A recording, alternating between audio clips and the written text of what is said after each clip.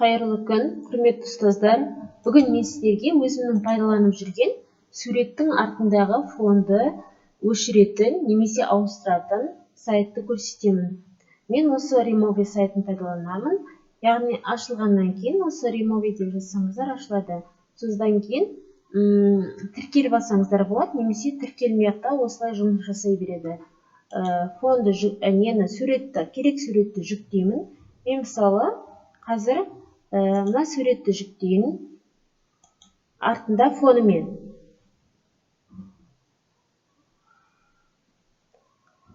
Енді бізге артындағы фонын алып тастайды өзі бірден.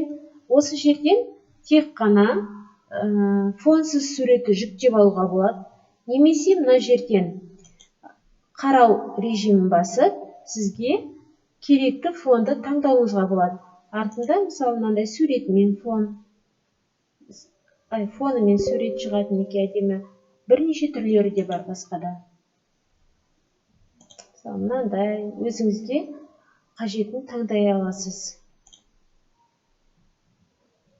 Неке жүктеп көрейін. Мысалы мына сурет әдемі екен. Осыны жүктеу үшін скачать батырмасын басамын. Жүктеледі. Ашып көрейін. Мінекей, бізде мынандай сурет пайда болды. Егер сізге артында тіпті фон керек жоқ болса,